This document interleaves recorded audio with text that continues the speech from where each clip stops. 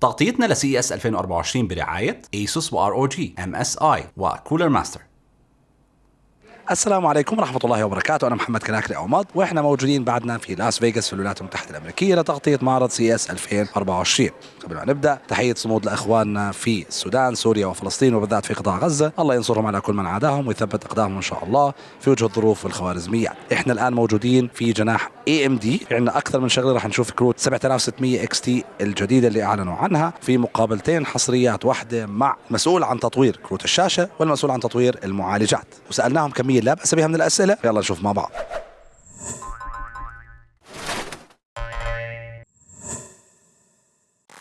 أنا الآن قاعد بلعب لعبة Immortals of Avium. الجماعة مشغلينها على 1440p low settings، 1440p low settings، بس الجيم شغالة وحاسلها سموث. يعني دارك، شو شايف أنت؟ 60 فريم، صوت دارك مش طالع. اعتقد انه يعني فوق ال 60 فريم بالثانية، الحركه سموث شوي. انا مش كثير بعرف هاي الجيم وبعرف شو متطلباتها، بس خلينا نشوف المنيو. بالله زي ما انتم شايفين معظم الاشياء محطوطه على لو لو لو لو لو لو لو لو لو لو لو، لانه 1440p. اكيد اذا 1080p الموضوع بيختلف. المش كواليتي محطوطه الترا، اعتقد هاي بريست، بس اجمالا على 1440p مش بطال الاداء. خلينا نشوف شيء ثاني. هون مشغلين ذا لاست اوف اس على 1440p ايضا. 1440p ولا مش 1440p؟ خلينا نشوف هاي المنيو. نروح على اوبشنز جرافيكس. اوكي، هون في فريم بفر تقريبا مستعمله 9400 من 16000 على 1440p، والاعدادات جرافيك بريسيت محطوطه على اوتو. يعني الاشياء معظمها على هاي والترا على فكره، والله مش بطال. لو نرجع على الجيم somewhat سموث. يعني الوهله الاولى مش شايف في مشاكل بالتكستشر ذات. لو نطلع برا شايف الموضوع مش بطال. طبعا كله بيعتمد على البنش ماركس يا جماعه. نشوف البنش ماركس ونشوف. الاشي اللي شايفينه الان هي اول نظره حصريه قبل معاينات على كارت 7600 اكس تي راكب. ما راح نقدر نورجيكم فريمات، بس بنورجيكم يعني السيتنجز. خلونا يمدي نورجيكم السيتنجز لانه يعني مش صناعه صاروخ، ولكن بقدرش اورجيكم فريمات، نتائج اداء، كل هاي الاشياء. بس مبدئيا انا شايف ان الموضوع سموث من ناحيه فريمات. شايف انه الجرافيكس مش بطاله على فكره. هون هنا نسخه الستيل ليجند من ازروك اللي جايب اللون الابيض، اللي منطقيه اكثر من نسخه التاف. نسخه التاف اي نعم هي مش هاي اند، ولكن على 7600 اكس تي تعتبر غاليه شوي، ما في داعي للتبريد الخرافي عليه. ما هي نسخه منطقيه اكثر من التاف. تعالوا نشوف نسختين ثانيين. هون في عندنا نسخه الجيجا بايت جيمنج او سي، اللي هي نسخه منطقيه ل 7600 اكس تي، ولكن اعتقد مش راح تبين عليك كثير لانه الكيس كثير معتمه، قزازها معتم جدا. تعالوا نشوف النسخه اللي بعدها. اما هاي النسخه فهي نسخه الهيل هاوند من باور كولر، اللي هي اكثر شيء منطقي صراحه. كرت صغير، مروحتين، مش كثير يعني بحاجه لمبرد خرافي جدا. فانا بفضل هاي النسخ دائما لهذا النوع من الكروت. واخر نسخه عارضينها اي ام دي هي من اكس اف اكس، برضه بجوز ما تكون مبينه كثير بسبب تعتيم الكيس لانه ما في اضاءه كثير جوا. فهاي زي ما حكينا نظره حصريه على كروت 7600 اكس تي قبل المعاينات اللي جايه ان شاء الله، فانتظروها. وهذا كرت ال 7600 اكس تي الوحيد اللي مش راكب على تجميعه، وهو التف جيمنج. نفس المبرد لكل نسخ تف جيمنج لهذا الجيل. الجهه العلويه في عندنا راديون، ما في شيء غير او مميز بالتصميم. في عندنا وصلتين 8/8 او 8/6 ل 7600 اكس تي، لانه استهلاك الطاقه تبعه زاد شوي. الباك بليد زي ما هي، كلمه راديون هون زي ما حكيت ما في شيء مميز. حتى توصيلاته هي نفسها، ما عليها اي شيء جديد. وهذا هو شكل الباك بليد بشويه جرافيكس لطف، وفتحه صغيره نسبيا للمروحه الثالثه اللي زي ما حكيت ما لها داعي. ما في داعي لكل هذا المبرد لنسخه زي هيك.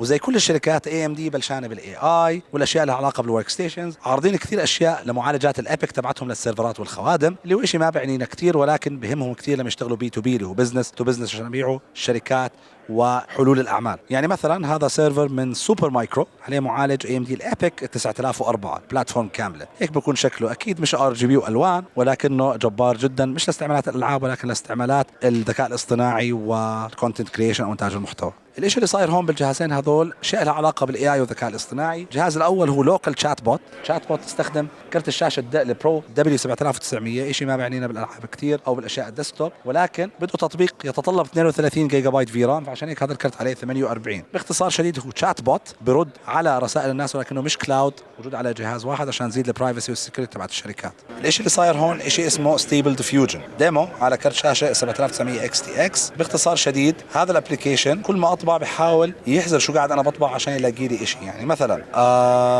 I'm trying to redraw the map of، صار يطلع لي خرائط، the map of the Middle East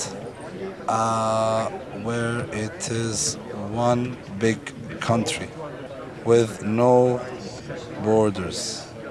صار يمسك الحدود بين الدول ويهرسها، فإشي لطيف. أوكي.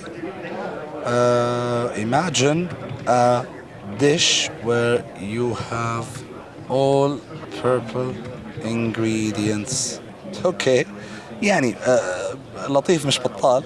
A combo hybrid of an arcade game and a sci-fi 3D game.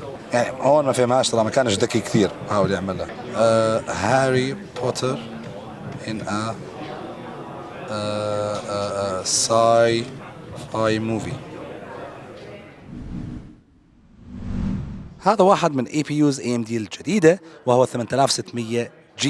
طبعا هذا رايزن 5 وفي نسخة ثانية موجودة عندنا اللي هي الرايزن 7 8700G. راح نسأل أسئلة عن هاي المعالجات بالمقابلة كمان شوي، وإن شاء الله المعاينة جاي لأنه هاي نظرة أولى وحصرية زي ما حكينا على كروت الشاشة والمعالجات الجديدة تبعت AMD. انتظروا معاينات هاي المعالجات إن شاء الله، لأنه هاي زي ما حكينا نظرة حصرية وأولى عليها هي كروت الشاشة اللي شفناها. هون عندنا شيء لطيف شوي، ديمو لمعالج 8700G الجديد اللي هو APU وليس CPU، اللي عليه المفروض أسرع كرت شاشة بلت إن أو داخلي بالتاريخ لغاية الآن. مش حاكين شو هو، راديون جرافيكس 8700G. وهون مشغلين لعبة ستارفيلد. تعال نشوف السيتنجز ونلعب عليها ونشوف كيف أداءها. السيتنجز 1080p وكل شيء على لو، هذا شيء متوقع من APU. ومشغلين FSR2. مش بطالة على فكرة، أداء الجيم مش سيء، يعني بلايبل، اللعبة بلايبل، تقدر تلعب اللعبة، كل شيء ببين من المعاينات. ولكن هاي برضو نظرة أخرى على أشياء اكسكلوسيف قبل المعاينات. باقي الأشياء اللي موجودة بالجناح كلها ديموز لأشياء AI أو أشياء برايفسي لمنتجات أصلا موجودة، مش ما بتهمنا، ولكن نركز على الأشياء المهمة. خلينا نروح للمقابلات. Hello, Aaron. Thank you for having us. Thank you. Okay, if you can please introduce yourself. Yes, my name is Aaron Steinman. I'm a Radeon product manager, and today I'm introducing the RX 7600 XT with 16 gigs of memory. Thank you. We're happy. We're always happy to have new products in the lineup and more competition. So the most obvious question is why the 16 gigabyte variant? Why the XT? Why now? Yeah. So there's three reasons why we believe 16 gig is important now. The first is games are becoming more demanding, and so we're seeing new titles, even at 1080p ultra settings, are pushing the limits of an 8 gig frame buffer. And so the 16 gigs of frame buffer allows you to not run into that limitation.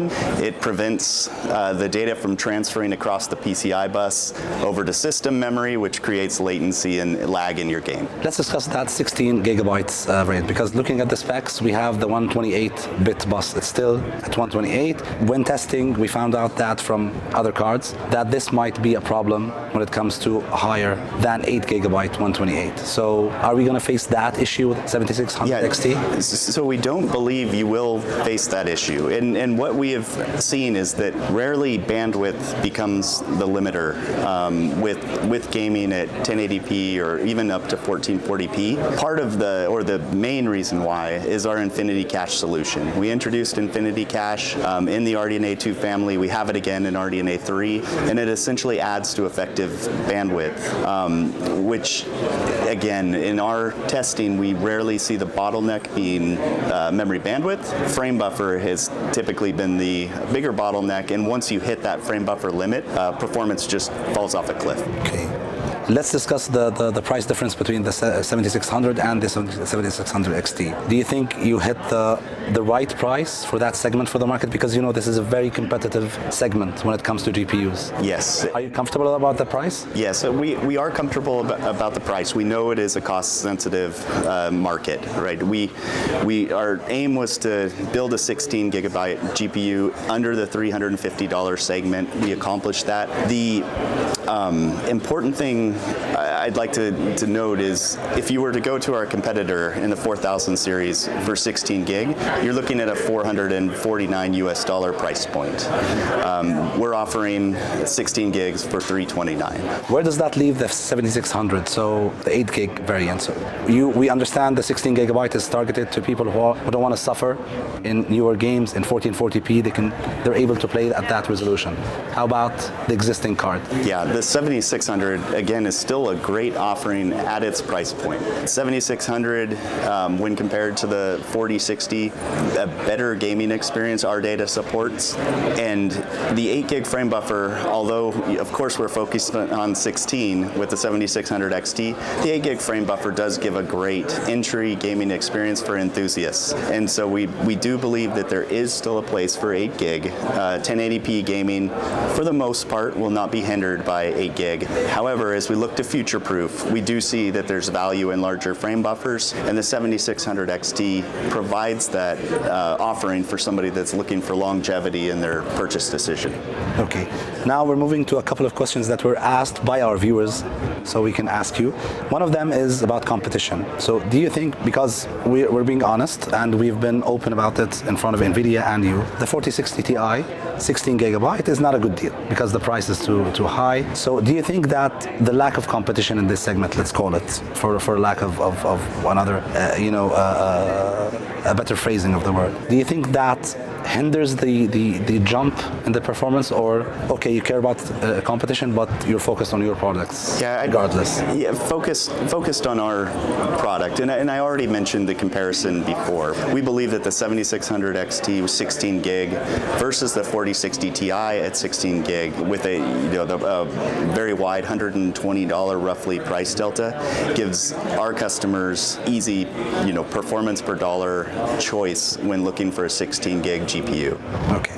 So moving on to AI, the thing that's been the headline for CES and every product in the past couple of months, let's say, not years.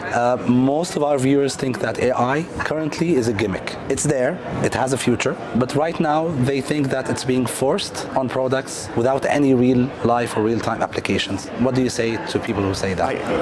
I would say, I think we all recognize that could be a frustration, right? As the new use cases develop, as they mature over time, anytime there's a new revolutionary type of technology, there's growing pains. What I would say is we do believe that the 16 gig frame buffer sets up the RX 7600 XT very well, not only for current today AI applications, but for future applications that I do believe will be important to gamers in the future.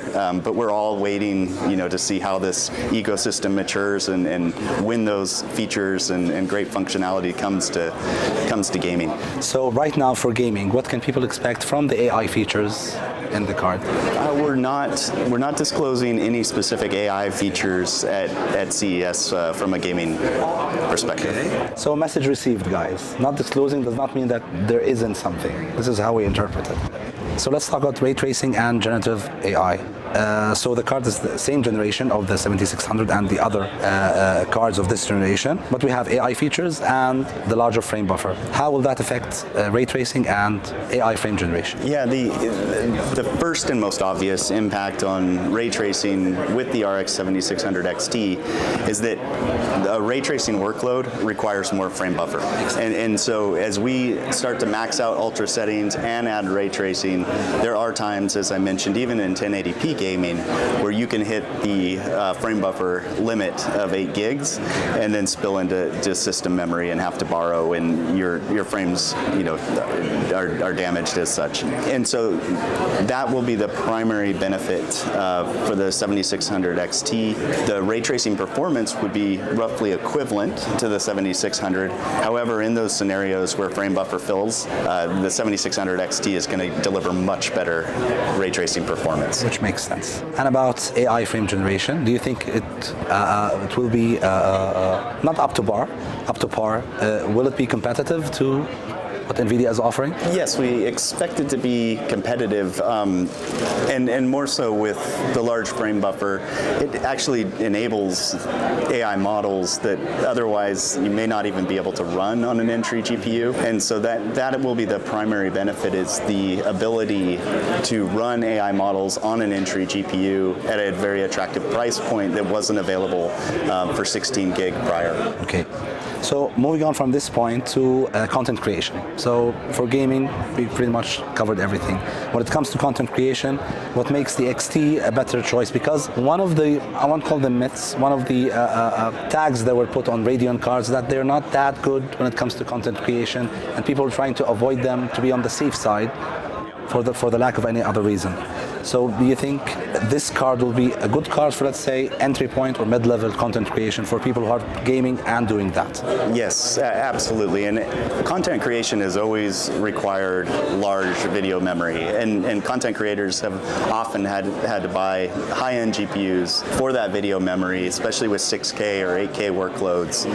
This would allow entry content creator or a student content creator to be able to access that 16 gigs of frame buffer necessary for content creation at a much more reasonable price point.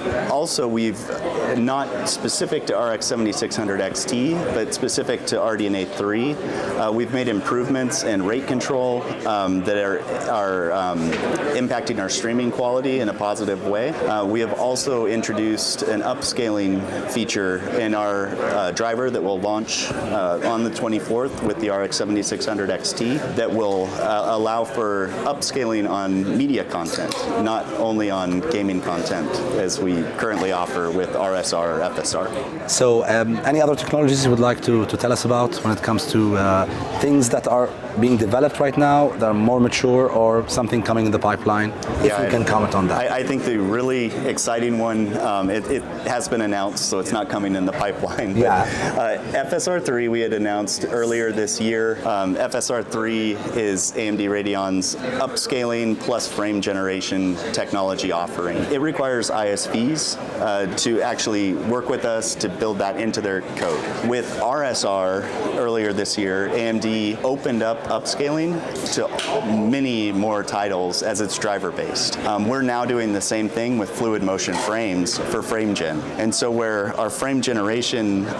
technology was limited only to FSR3 applications, we're now opening that up. It'll be driver based, and across all DX 11 and 12 titles, thousands of titles, you'll be able to turn on frame generation within the Radeon UI. Great. And by the way, our viewers love that. I know it's hard to include more than what you, or let's say to go out of the box of your own products and your own titles. That's really appreciated, and we'd love to you to continue doing that. Thank you. Yeah, we're excited about it. Okay, about the power connector, should we expect any change in the power connector to the newer models like 5.1, PCIe 5.1? Yeah, so with the RX 7600 XT, we actually, our board partners are either using two 8-pin connectors or an 8-pin and a 6-pin connector to power this GPU. I would just say the 12-pin is always a tool in our toolbox, as it would be in NVIDIA's toolbox, to consider. As of to date, we have not chosen to use the 12-pin connector. So the last question for the XT card. Which card are you aiming to compete with at the price point and performance point with NVIDIA? Yeah, at the price point, the direct comparison would be the 4060. That's where I would expect most of the comparisons that we see at launch to focus on. I think what is also very interesting is the comparison to the 4060 Ti 16 gig. Exactly. We do expect that card to outperform the RX 7600 XT, but not at a price to performance ratio where it would make sense to sell up or to purchase up to that price point. I see. Thank you, Aaron. Thank you for having us. Thank you. Thank you. Hello, Donnie. Thank you for having us. Hello, It's been Mahalo. 5 years since we last talked. It has been a while, hasn't It's a pleasure to talk to you again. You too, sir. Okay, so let's dive right in. All right. So, new APUs, always exciting. Why now, the comeback to APUs? Why now? So to be honest, I mean, we've never stopped selling APUs. And if you think about it, every 7000 series is an APU because now we've included graphics in every chip. So it wasn't as necessary to quickly pivot to AM5 with something really powerful GPU on an APU. But of course, over time, it makes sense. We have the dies available, and it really comes down to a business case. If it makes sense to sell it and we think we have a good value prop, then we will do that. And that's that's exactly what we think we have with the 8000G.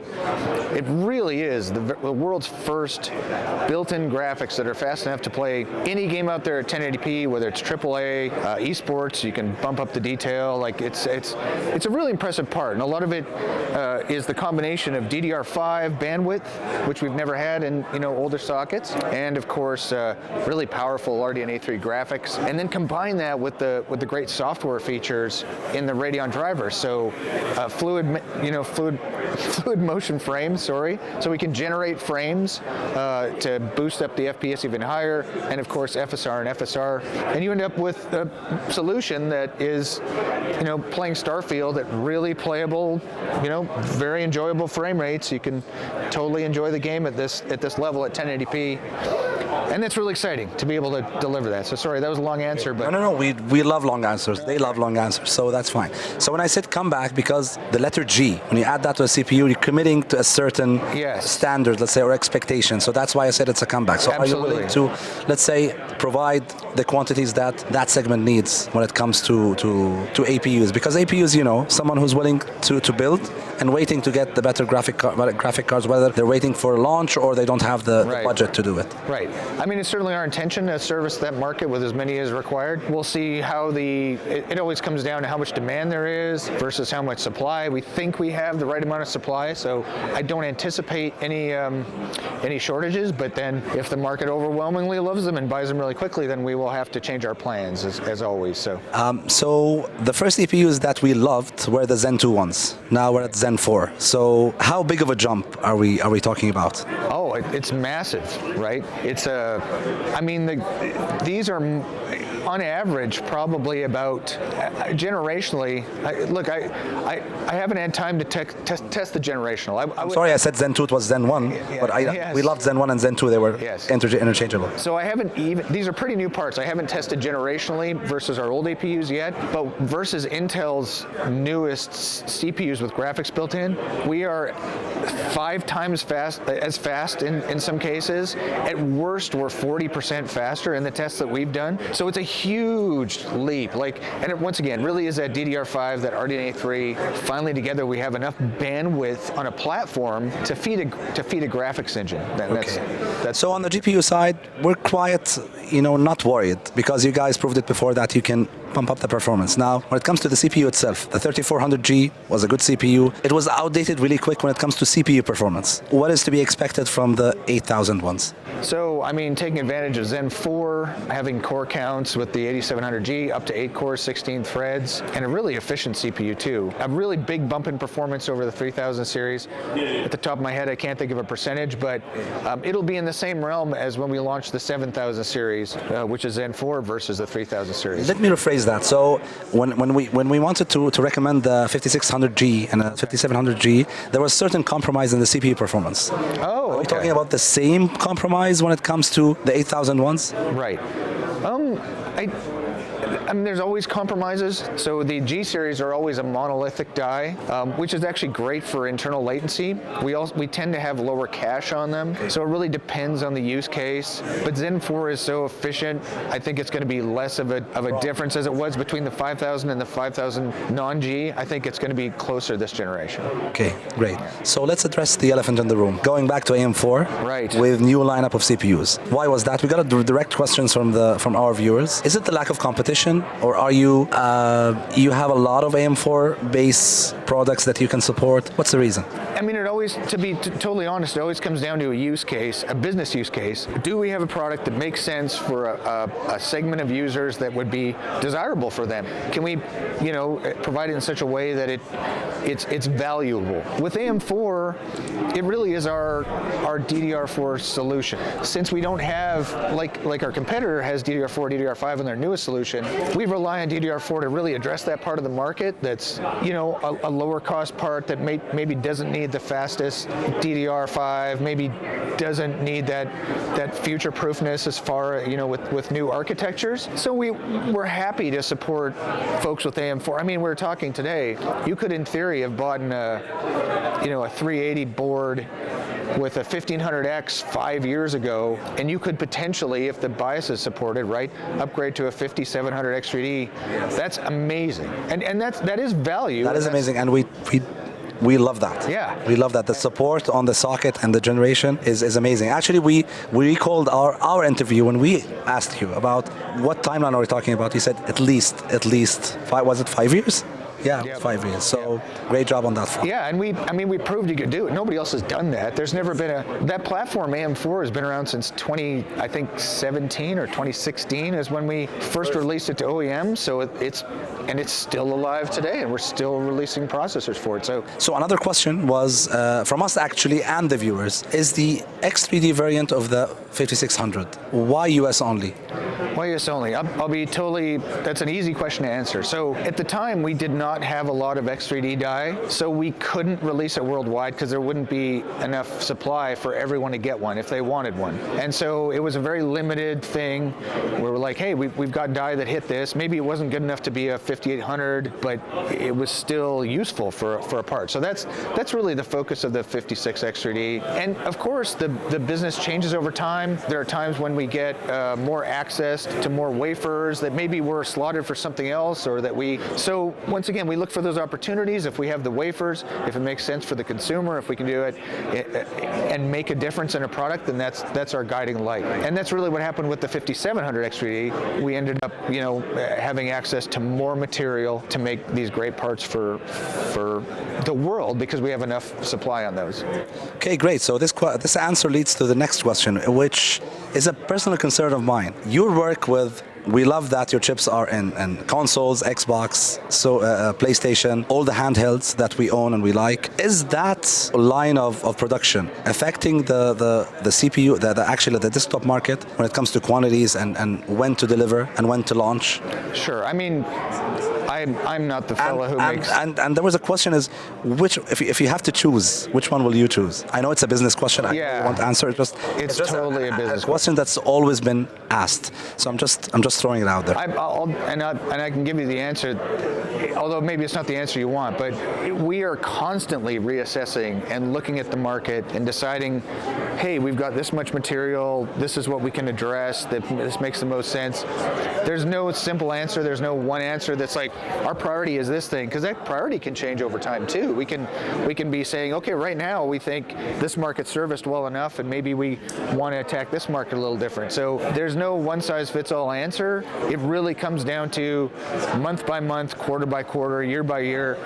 What do we want to focus on, and also how we have ended up forecasting, because we obviously have to make chips and make the orders long before we get them, right? So it comes down to, it's all a master plan by our executive team, kind of steering where we think the market's going, what we think is the right thing, and then at certain times it'll be like, hey, maybe we miscalled this, and this is the opportunity, and we'll shift where it makes sense. So I'm sure you guys are aware, during COVID, the demand went through the roof. Nobody could see that coming, right? So we had to adjust, as we always do, and that's the same thing here. So let's go technical a bit about the APUs. When it comes to RAM, what's the sweet spot that we need to get the optimum performance out of your APU? And the question that people always ask, can I get a single channel RAM and then get something else because DDR5 is more expensive, and so on? Understood. If you have a separate graphics card, you can probably get away with single channel RAM. I wouldn't recommend it if you can afford it. If you're using the built-in GPU to play a game though, you always need dual channel. You need the most bandwidth every single time. You need the most bandwidth, and you need the highest frequency, because that also adds to the bandwidth. So in this case, on this machine, we're running 6200 dual channel, and on that tiny machine there, we're running 6000, and that really does unlock the game performance. Your game performance will go in half with a single channel. It'll drop off a cliff. So now the good news is DDR5 is getting cheaper. You can get a great dual channel 32 gig kit, I think now, for about $100 US, like 6,000. So the price isn't crazy for an entry level buyer, and it is, I mean, we all know that you need more RAM as time goes on. 32 gigs is a great starting point now, especially if you're in a next-gen platform. So yes, you guys are right. You need dual channel. You need 6,000 at least. So TDP and thermal performance, everybody expects an APU to have a built-in a boxed cooler. Yep. So are we talking same as before, or is there something that we should worry about? No, this is the same as before. So on the highest end 8700G, that comes with a Wraith Spire cooler. So this is only a 65 watt TDP part. We're including a 95 watt cooler. If you want to overclock it a bit, you have a lot of thermal headroom there. On the rest of the parts, we're including the Wraith Stealth. That's more of a 65 watt cooler. The good news is these parts are so efficient that they really don't need all that cooling. You can probably still overclock the 8600G and the 8500G and those parts. So there's a lot of headroom there. Great coolers included. Absolutely. Great. So you mentioned overclocking. Is there a headroom to overclock these, and especially the GPU part? There's always a headroom. I don't know what it is yet. I haven't gotten to play with these personally. So we just got for the show our first results that were amazing. You can see the results that we recorded in the press deck we sent you guys. But I haven't played personally with it. I'm looking forward to it, especially with the GPU side, because there's so much upside that there is potential to overclock there. So I'm excited to give it a shot, but I don't know yet. So the thing that everybody's talking about, AI. So I'm gonna ask a question I asked many times this trip. AI, most of our viewers think or believe that it's a gimmick for now. People are selling it without any actual real-life applications for them. Most of them believe that it's going to happen someday, but they don't think that they should pay the tax right now or upgrade to something that they think it's a marketing gimmick. So what do you think the CPU side has to offer for that? And then I'm going to ask about the creative work and content creation for the AMD CPUs. Okay, and those are really tied together, honestly. So with the 8000G series, this is the world's first processor with a built-in what's called an NPU, or a neural processing unit. This is a separate processing resource. So we've always had the CPU, that's a resource. In APUs, we have a separate resource of a GPU, so a graphics processing block. Now, for the first time, we have an NPU in desktop. An NPU is designed to extremely efficiently run AI workloads. What can you do with that? In the near term, we're going to see a lot of developers start releasing software in the first half of 2024 that I think you'll see a lot of use cases one by one come out from separate developers. I think when this gets really interesting is the next version of Windows, we would expect AI to be more integrated into the OS to really kind of deliver an entire experience that you really can't get today. And so this is our first step into that kind of market, that kind of future with the AI PC. Having said that, I mean, it's chicken or egg. Developers will never build for something that doesn't exist. So it's always on us to build the hardware first, make it available. Now, and having said that, I don't think you're paying much of a tax. For an 8700G at, let's say, 330, to compete with that, you could buy a 13400F and a GeForce 1650. That would cost $80 more. You would see comparable game performance. You would see more CPU performance in general on that. So you're not really paying a tax with these parts. That's part of what makes them so great. The NPU is kind of an added bonus. So content creation and talking about Threadripper. So we've seen the swing between Threadripper Pro, desktop, more of a workstation, back to desktop, high-end DT, and the jump in performance in Threadripper 7000. We have a single core performance that's a very high core clock. So what can you tell us about that? Yep, and up to 96 cores for the first time, right? So not only were we pushing base performance, responsiveness with single core, we're pushing massive parallelism to levels that no one's ever seen on a desktop. I don't know what I can say other than I think it's really cool. It's definitely one of those things where when we made the first Threadripper, people said, well, what are you going to do with this? Like, how can I use this many threads, these many cores? And now we're at a point where there are sections of the market that are desperate for more all the time. We work very closely with Hollywood, Bollywood, like a lot of big studios, and they'll just use every ounce of performance we can give them. So responsiveness plus multi-threading is so important for those guys. Threadripper is just the perfect solution. Thank you, Donnie. It's always a pleasure to talk to you. Yeah, you too, Mohammed. Thank you so much, man. Thank you. Great to see you guys. For the pipeline for Computix this year again at Computix? Yes, I'm pretty sure we will. بالنهايه شكرا لكم على المتابعه، ان شاء الله يكون عجبكم هذا الفيديو. اذا عجبكم اعملوا له لايك او اعجاب، لا تنسوا تشتركوا بالقناه وتفعلوا جرس التنبيهات عشان توصلكم كل الفيديوهات الجديده منا، بالذات تكمله تغطيتنا لسي اس 2024. تحيه كبيره جدا من دارك ورا الكاميرا، ومني انا مد. سلام.